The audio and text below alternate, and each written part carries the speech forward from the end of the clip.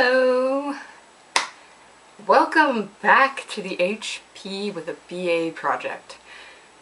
Holidays were nice. I didn't get nearly as much done as I was hoping to get done, but that just seems to be the norm. It was nice to see my family, and I definitely did get a chance to relax. So I think, despite all my misgivings about what was done and what wasn't, now's the time to get things done. Starting with, of course, The Prisoner of Azkaban. And as you can see by this, it might be looking a little different from my other books. And it will look different from like all my other books. My brother can be awesome, but he can also be something of a nose tweaker. So what actually happened was a couple Christmases ago, I always keep a list of things that I would like. That way, when I hit somebody just asking me what I want for, say, Christmas, I already have something. Like, I'm not struggling to... If I see something during the year that I can't get, I can't afford, I don't need it right now, it goes on the list. And then the list goes to whoever wants the list, But the Harry Potter books have always been on my list. I've always wanted a copy, and the thing was, is because up to this point in time I've actually been reading my family's copy. We started, and we being my brother and I, started Harry Potter with our mother reading it aloud to us a chapter a night. And that was fantastic.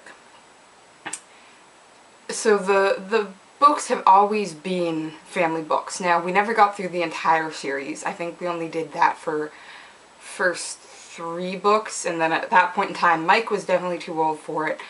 At the time, I was starting to feel like I was too old for it. I'm in a position now where, like, having my mother read to me in the evening actually would be a really nice thing. But again, that's part of growing up, is you realize you made some mistakes when you were younger. And so I've had the Harry Potter books on my list, and I always sort of expected to get them like one at a time. And this is why my brother's awesome, because my brother actually got me the entire set. Of course, right now I don't have the 3rd book there, because the 3rd book's sitting over with me. But what you'll notice, that all of those books match, but this one does not. And whether that's by design, because like I said, my brother can be a bit of a nose tweaker, or simply the fact that they didn't have that version of the 3rd book when he went to the store, I've got Prisoner of Azkaban differently. And the thing is, and I'll show you this, I'll be right back. The Goblet of Fire got tucked in behind the hinge for the trunk. So my Goblet of Fire might need to get replaced, and the temptation is sort of to get a Goblet of Fire that matches my Prisoner of Azkaban. But I think I might also like this one being quirky, because the thing with this book is, it is the only Harry Potter book in which Voldemort is not featured directly. So he's a little bit of an odd man out anyways. So I'm a little torn. Like my Goblet of Fire. And it's a book. I can replace it. Really, the super important stuff about Harry Potter is all here. Anyways. Okay, that was story time. Now let's get to the actual story.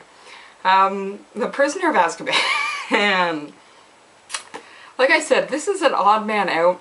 It doesn't feature Harry. It certainly features Harry. It doesn't feature Voldemort directly, and he of course is our main antagonist. And things get really loopy here with the time travel things. So that's going to be fun when we get to that point. But it doesn't start out loopy. It starts out actually very, again, normally for this set of books. The majority of the first chapter is reacquainting us with the character Harry and his situation. He's always at the Dursleys for the first chapter, which is, you know, normal. And so we meet Harry, and then through Harry we meet his friends Ron and Hermione, we meet Hagrid, we meet Hogwarts School of Witchcraft and Wizardry, we meet Quidditch. And without knowing it, we meet a few other details. For example, we've got the sneakoscope that's shown up. We've got this picture, which is a really nice detail, but turns out is going to feature a little more than we initially think. We think it's just world building, but again, we've got some hints to the larger story here. But we never have any direct hints of what's actually going on in the first chapter. In this one, we don't even have the cliffhanger Dobby on the bed. Like, nothing at the larger story that we can get coherently right now is present. It takes a second read through. But that's not actually what I want to talk about. I've talked about how we need to use this first chapter to reacquaint us with these characters. What I want to talk about is the clash between worlds that we're actually seeing here. And not just between Harry and his family, which we get very clear. Like, the Dursleys don't like Harry because Harry is a wizard. And that's abnormal. But the thing is, this is not just the only hint about this clash between worlds. And it's not just a clash, it's an indifference. And the thing is, the indifference here is on the side of the wizards and witches. It's fear and greed that we see on the side of the Muggles, yes, but it is rather indifferent on the sides of the witches and wizards. Because we get a brief paragraph out of one of Harry's school books, History of Magic, by Bathilda Bagshot. Non-magical people, more commonly known as Muggles, were particularly afraid of magic in medieval times, but not very good at recognizing it. On the rare occasion that they did catch a real witch or wizard, burning had no effect whatsoever. The witch or wizard would perform a basic flame-freezing charm and then pretend to shriek with pain while enjoying a gentle tickling sensation. Indeed, when Delian the Weird enjoyed being burnt so much that she allowed herself to be caught no fewer than 47 times in various disguises. Oh, that's interesting. And yes, that will certainly help him write an essay, Witch Burning in the 14th Century Was Completely Pointless. Discuss. Yes, that's going to help. No concern whatsoever for the sheer number of Muggles that were also burnt during these witch trials. Like, it completely glosses over that fact. And the first time, even a few times when I've read through that, I glossed over that fact. Oh yeah, real witches and wizards, they were fine. There were a lot more than 47 people burned. Yeah, so the idea is, of course, and especially since they say something like, on the rare occasions that they did catch a real witch or wizard, which recognizes, or at least has to recognize in part, the fact that most of the time they didn't catch a real witch or wizard. They caught a Muggle and burned them alive. But that's just not mentioned. That's apparently not the important part here. Let's look at Ron's letter. Okay, we're enjoying Egypt. This is cool. Bill's taken us round all the tombs, and you wouldn't believe the curses those old Egyptian wizards put on them. Mum wouldn't let Jenny come in the last one. There were all these mutant skeletons in there of Muggles who'd broken in and grown extra heads and stuff. He just says that rather matter-of-factly. That's actually horrifying. Because this is the clash between worlds we're seeing. In the witch-burning ones, we've got fear on the part of the Muggles.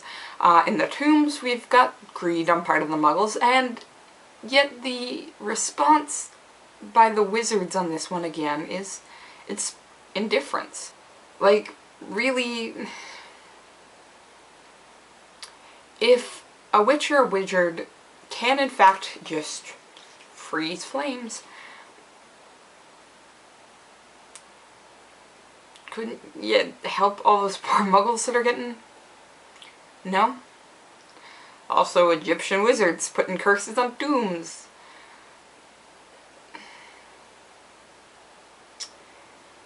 understand you want to protect your tomb. But the response from later generations should not be, oh, it was super cool to look at. No, those were people. And they mutated and died in horrible ways. So this becomes a problem then. Because previously, when I was looking at Fantastic Beasts and where to find them, particularly in regards to some of our Chamber of Secrets moments, and the definitions between beings and beasts, we had this divide on where to put Muggles. And there was always this extremist group that placed Muggles in the beast end.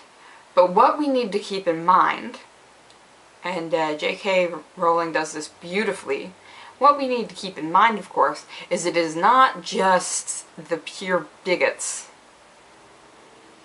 who have this bias. Wizards we like have this bias. Ron Weasley has this bias. Ron Weasley is a bit of a racist. I don't know if you haven't noticed that yet, but he is.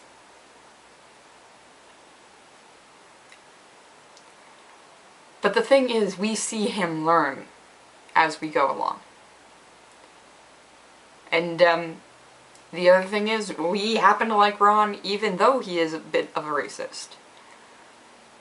And Rowling's doing that on purpose. She's showing us that even good people can be wrong. Because the thing is, indifference is not how we can look at the world. You cannot look at another living being with complete indifference, or you risk making some really big mistakes, like Ron and the wizards are making here. And Harry's making it too, because Harry's focused on other things. He's reading this stuff with relative indifference. With the witch burnings, he's writing an assignment. That's his focus. With the letter from Ron, he probably hasn't even registered what that actually means. He's just excited because his friend's doing something really cool and he got a birthday present. And that's normal. Again, we like these characters even though they make these mistakes. And we make these too. It's how often have you walked past somebody begging for money on the streets? How often have you seen somebody maybe struggling to carry a lot of grocery bags? It's not your problem. It doesn't affect you. And this is the mentality we risk every day. And in a lot of small ways, we make the world worse because of it. And the major problems happen when this indifferent mentality, or this us versus them mentality, expands to larger issues. Harry is aware that there is a possible war looming. He's aware that Voldemort is still existing in different ways. He might not understand it, but he can tell something big's coming. And he can't act indifferently towards it. And the powerful people that can make a difference cannot act indifferently towards it. Or there's going to be a lot more loss than gain in the long run. In fact, we're going to see in the future that Voldemort actually relies on this indifference, this inaction. If he lays low, then the government not wanting to do something about it, not wanting to be afraid and react to that fear, is going to do a lot of the work for him. And that's already starting here. We're already getting the seeds of that here because it's just a couple muggles. The thing is, indifference is going to cause this war and these moments to be a lot worse. Caring and action is going to do so much more than indifference ever could. And Harry doesn't realize that now, but I think he'll learn it as we go through. Okay, so that is the first chapter of The Prisoner of Azkaban, our odd man out, and I am going to keep going because I happen to really like this one. I like all of them, but surprisingly the odd man out has got a special place in my heart. So like I said, I'm going to keep reading, and I hope you guys do too. See you next time. Bye!